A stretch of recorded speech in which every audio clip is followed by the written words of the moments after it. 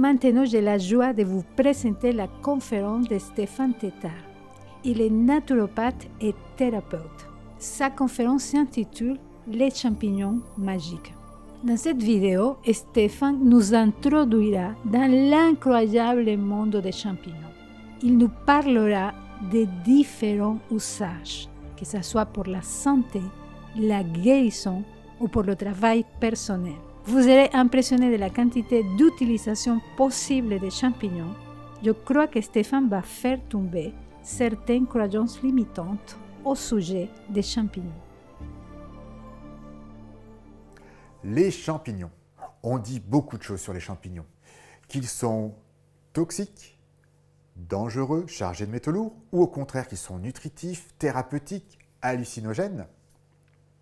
Nous allons découvrir ensemble cette plante, entre guillemets, et vous risquez, suite à cette conférence, regarder le champignon sous un autre œil, et surtout, vous risquez bien, suite à cette conférence, à l'adopter dans votre quotidien. Le champignon accompagne l'homme donc depuis la nuit des temps. Pour être franc, c'est même le premier être vivant qui a colonisé les terres fermes avant les animaux, avant les plantes. On le retrouve sur tous les continents. Et depuis la nuit des temps, il était utile, servait de nourriture ou pour la guérison, ou aussi il était nuisible, toxique ou parasitaire, que ce soit pour l'homme ou pour les animaux. Étrangement, ce ne sont pas des plantes, ni des animaux, c'est quelque chose entre les deux. Si on les regarde par rapport aux plantes, aux animaux, on voit bien que c'est quelque chose qui ne bouge pas, mais par rapport aux plantes, il y a beaucoup de différences qui sont justement des choses qui sont proches de l'animal. En premier, la chose la plus caractéristique, ils vivent sans lumière. Contrairement aux plantes, ils ne font pas de photosynthèse. Par exemple, les champignons de Paris cultivés dans des caves. Les champignons vont stocker, comme les animaux, leur énergie sous forme de glucose, alors que les plantes, elles, vont les stocker sous forme d'amidon. Dernier point notable, la paroi des cellules n'est pas faite en cellulose comme les plantes, mais en chitine, qui est une substance qu'on retrouve chez certains animaux, notamment les insectes. C'est depuis 1969 que le champignon a quitté le règne végétal dans la classification humaine pour se trouver entre le règne végétal et le règne animal. Il existe donc un règne qui s'appelle le règne des champignons. Le règne des champignons compte pas moins de 1,5 million d'espèces différentes, dont seulement 2% seraient référencées par l'homme. Alors c'est très large, ça inclut les bactéries, ça inclut les moisissures et ça inclut les champignons que nous connaissons. Comme le champignon n'est pas une plante, c'est ni un fruit, ni un légume. D'ailleurs, nous ne mangeons pas le champignon, qui est sous terre sous forme de mycélium, mais son organe sexuel. Par exemple, le phallus impudicus, appelé aussi satyre puant. Ce champignon est comestible uniquement lorsqu'il est sous forme d'œuf, pas sous sa forme finale. Une autre forme de champignon, c'est la truffe. Ce n'est pas l'organe sexuel cette fois-ci, mais une partie fructifère de certains champignons. C'est un champignon un peu spécifique puisqu'il a besoin de vivre en symbiose avec un arbre et il forme des spores d'une forme spécifique. En général, les champignons adorent travailler avec les autres espèces, que ce soit sous forme symbiotique, c'est-à-dire un échange gagnant-gagnant, ou au contraire parasitaire, que ce soit avec des plantes mortes, des animaux, morts ou vivants, où ils vont se nourrir de l'hôte. Ce sont des acteurs très importants de la forêt. Ils vont participer à la communication entre les plantes, et particulièrement entre les arbres, à l'échange de ressources et au recyclage des ressources. Dernier exploit du champignon, c'est l'être vivant le plus grand de toute la planète. Le champignon le plus grand du monde est juste gigantesque. Il fait pas moins de 1200 terrains de foot. Il est vieux de plusieurs milliers d'années. Il a été découvert dans une forêt de l'Oregon, aux États-Unis. Voici pour la présentation générale. Maintenant, nous allons passer à table. Les champignons que l'on mange. Le champignon a été énormément étudié par la science en termes de nutrition. Alors effectivement, ce que je vais vous dire, on peut le lire pour énormément de fruits et de légumes. Mais la consommation d'une portion de champignons par jour, c'est-à-dire environ 80 grammes, c'est-à-dire un quart de barquette en général, peut augmenter vos apports en nutriments de 6 à 30%, c'est-à-dire près d'un tiers de certains nutriments. Les champignons sont très riches en vitamines de la famille B, sauf la B12, mis à part quelques champignons cultivés de certaines façons. Ils vont contenir du zinc, du fer, du cuivre, du sélénium et encore beaucoup d'autres nutriments. Son grand avantage, c'est qu'il contient très peu de calories. Donc il apporte beaucoup de bons nutriments et sans apporter trop de calories, ce qui en général ne manque pas dans notre alimentation. C'est l'une des premières raisons pour l'apporter dans notre quotidien, beaucoup de nutriments, faible poids calorique. Ils ont aussi d'autres substances spécifiques qui améliorent notre santé. On les détaillera un peu plus loin. Mais en termes de bénéfices santé, les champignons alimentaires, ceux qu'on mange au quotidien, ceux qu'on trouve dans les étals françaises quotidiennement, ont beaucoup de bénéfices. Par exemple, les vitamines B, le sélénium, le zinc permettent d'avoir une peau et des cheveux en bonne santé. Les champignons sont très riches en antioxydants et donc sont de très bons cardioprotecteurs, mais aussi neuroprotecteurs. Grâce au bêta-glucane, leur polysaccharide, ils renforcent notre système immunitaire. Les champions pour l'immunité sont shiitake, maitake et reishi. Nous les détaillerons un peu plus loin. Mais pas besoin d'acheter ces champignons exotiques qui ne sont pas faciles à trouver. Les champignons qu'on trouve habituellement dans nos étals sont aussi très efficaces, même pour le système immunitaire. Le best-of en Europe va être plutôt le pleurote, mais même les champignons de Paris et les girolles impactent positivement l'immunité, à condition de les consommer quotidiennement ou au moins un jour sur deux. Même nos classiques champignons de Paris ont des propriétés médicinales. On les utilise en Europe du Nord pour accompagner le diabète. Mais en plus, il réduit l'oxydation, qui est souvent source de complications chez le diabétique. Les champignons réduisent aussi le cholestérol, ou limitent le cholestérol. Les champignons de Paris peuvent réduire la stéatose hépatique, c'est-à-dire le foie gras, et donc aider le corps à mieux éliminer les graisses inutiles. En effet, ils contiennent un type de fibre qui aide à réduire le cholestérol circulant dans le sang. Les champignons peuvent vraiment nous aider à limiter le risque de cancer. En effet, certaines substances, comme les lectines, les glucanes, peuvent inhiber la prolifération cancéreuse. 3 études ont montré que la consommation de 1 champignon par jour, c'est-à-dire 5 à 10 grammes, pouvait réduire de moitié le risque de contracter un cancer du sein. La consommation d'une portion, c'est-à-dire plutôt 80 grammes ou 2, par jour peut réduire notablement le marqueur de cancer de la prostate. Alors attention, si vous faites partie des gens qui récoltez vos propres champignons, évidemment cela nécessite déjà une certaine expertise, il faut savoir que certains champignons vont être toxiques crus et comestibles cuits. Il y a un mythe sur le champignon qui est plus ou moins vrai. C'est le champignon est riche en protéines. Alors, les champignons contiennent 2 à 3% de protéines, ce qui n'est pas énorme, ce qui veut dire qu'une barquette standard de 250 grammes va vous apporter environ 10 ou 15 grammes de protéines. Donc, ce n'est pas un champignon qui va vous apporter suffisamment de protéines, mais une portion entière qui apportera une portion de protéines. À noter que les champignons contiennent 95% d'eau. C'est pour cela que les champignons font partie des aliments que je recommande. J'ai toujours une boîte de champignons de Paris ou d'autres dans le réfrigérateur. Alors attention, c'est quotidien. Alors quand je dis quotidien, ça peut être un jour sur 2, mais plus c'est régulier, plus on profite de ces effets. Et il y a une condition, c'est de bien les digérer. En effet, la lectine, dont on parlait tout à l'heure, pour ses qualités, a aussi un défaut. Elles peuvent, chez certaines personnes, rendre les champignons indigestes. Donc l'idée est de consommer des champignons que vous digérez bien. En effet, si vous digérez mal quelque chose, cette chose n'est pas bonne pour vous. Et des fois, c'est juste l'excès qui est mauvais. Donc trouvez les champignons que vous digérez et mangez la quantité que vous digérez. Beaucoup de personnes sont inquiètes sur le fait que les champignons sont des éponges à métaux lourds. C'est tout à fait vrai. Ce qui fait que si vous les récoltez dans un lieu sauvage, mais proche d'une source de pollution, comme une autoroute, ils risquent d'avoir collecté des polluants. Préférez donc, quand vous achetez des champignons, du bio au conventionnel, puisque le conventionnel utilise des produits qui sont moins naturels, parce que la plupart du temps, les champignons sont cultivés dans une zone très limitée, c'est-à-dire qu'ils sont sur un substrat dont on maîtrise la composition. Donc si vous les achetez en bio, vous achetez des champignons qui ne sont pas contaminés. Vous pouvez même obtenir des kits pour les cultiver chez vous.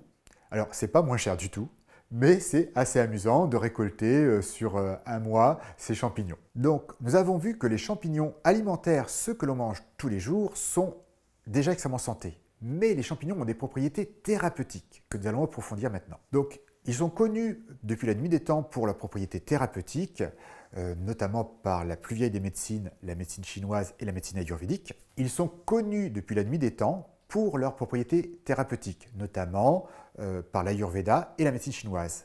Mais la science aujourd'hui démontre que ces propriétés sont bien réelles. Ils sont tellement efficaces qu'ils peuvent concurrencer certains médicaments. Si vous prenez des médicaments et vous envisagez de prendre les champignons que je vais citer maintenant, je vous invite à consulter un spécialiste. La science moderne aime bien comprendre les mécanismes.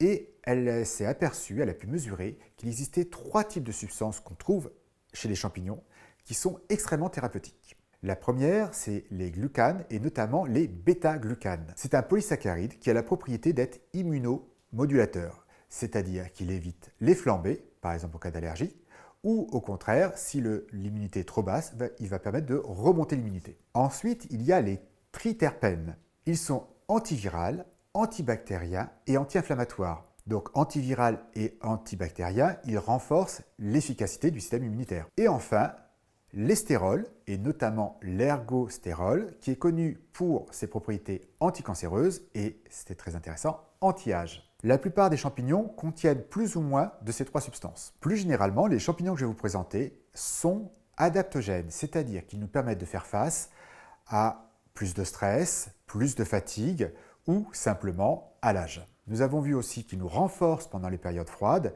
tout en renforçant notre immunité et en nous protégeant des virus et des bactéries. Ce qui est intéressant avec les champignons, c'est que la plupart peuvent être pris sur le long terme. Donc, soit on les prend ponctuellement pendant une période de fatigue, de stress ou l'hiver, soit avec l'âge, par exemple, on peut les prendre sur un très long terme sans aucun risque. Maintenant, je vais vous présenter les plus puissants, le best-of. Le premier, c'est le reishi. On le surnomme d'ailleurs le champignon de l'immortalité. C'est un champignon comestible, c'est-à-dire qu'on peut le manger tel que. L'une de ses propriétés médicinales, c'est de libérer l'énergie vitale, le qi. C'est un champignon adaptogène qui est comestible, c'est-à-dire qu'on peut le manger au quotidien sous forme alimentaire ou alors sous forme de complément alimentaire.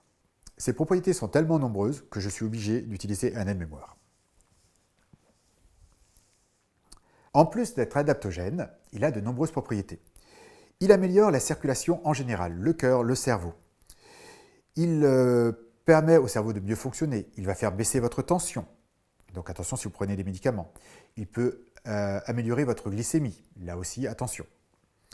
Il protège le foie, les reins, le pancréas. Donc il aide à avoir une meilleure digestion. Il est très utile pour prévenir le cancer, mais aussi en cas de chimiothérapie. Le deuxième champion des champignons, c'est le shiitake ou l'antin du chêne, que l'on peut aussi trouver dans nos étals ou sous forme de complément alimentaire. Il est également vitalisant et adaptogène. Dans ses propriétés, nous avons donc immunitaire, il est très efficace pour la fatigue et la convalescence, il est aussi en préventif en cas de maladie, donc dès que vous sentez un petit coup de froid, un petit coup de shiitake peut vraiment aider. Alors quand je dis un petit coup, c'est on le prend sur quelques jours. Il est très efficace aussi pour les maladies de faiblesse immunitaire comme l'herpès.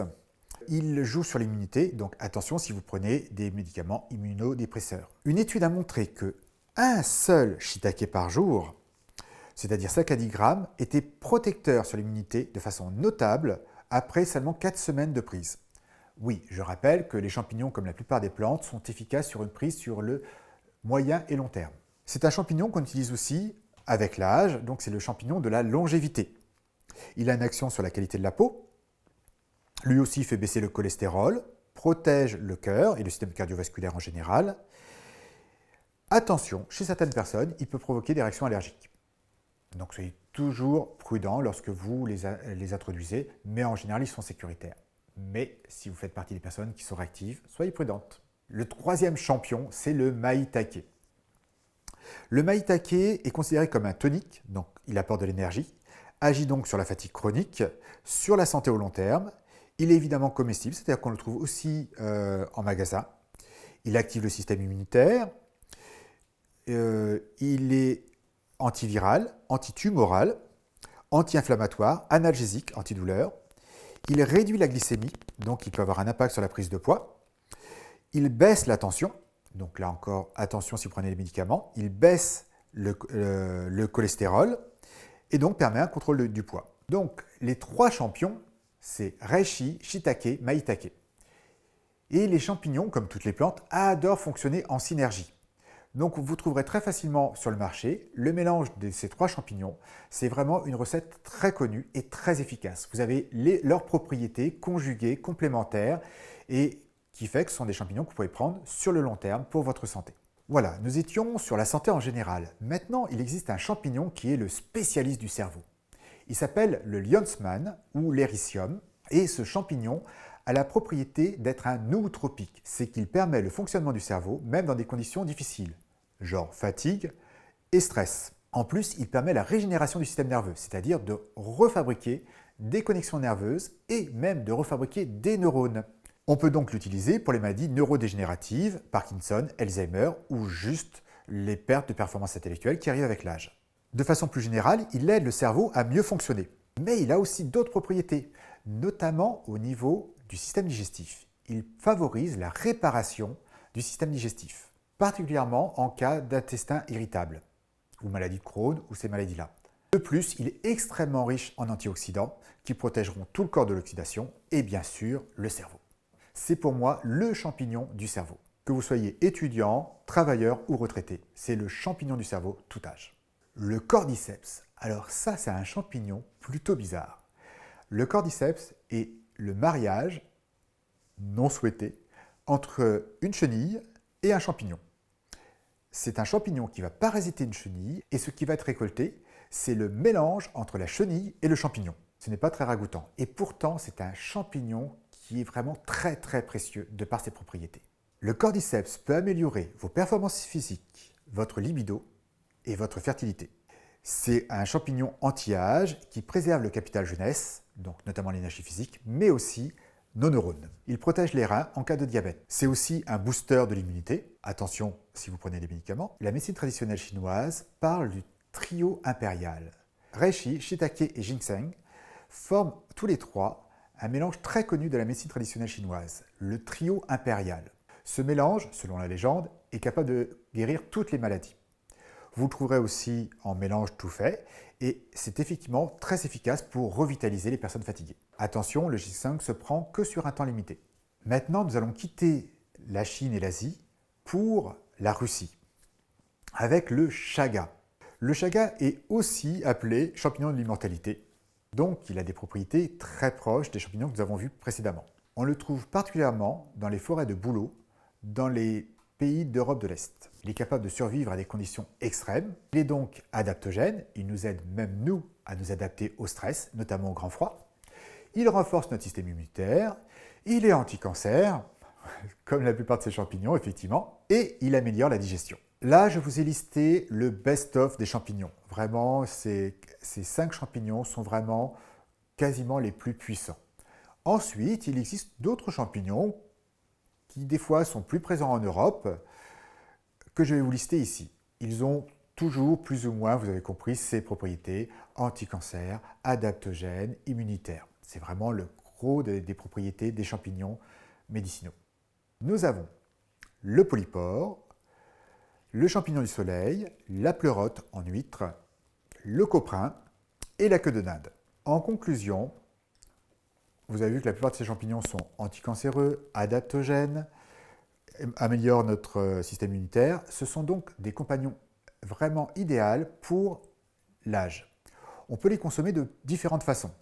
Dans les accompagnements que je fais, je les recommande très souvent en cas de fatigue chronique, très puissant, en cas de fatigue ponctuelle, ou de stress ou de période d'hyperactivité, pour prévenir la maladie l'hiver ou pour améliorer la convalescence et avec l'âge pour rester en pleine forme, quel que soit l'âge. Ils sont très puissants. Ils vont agir sur l'immunité, la tension, le cholestérol, le diabète. Donc ils peuvent prévenir la prise de médicaments et si vous prenez déjà ce genre de médicaments, je vous invite à consulter un spécialiste ou l'évoquer auprès de votre pharmacien ou votre médecin.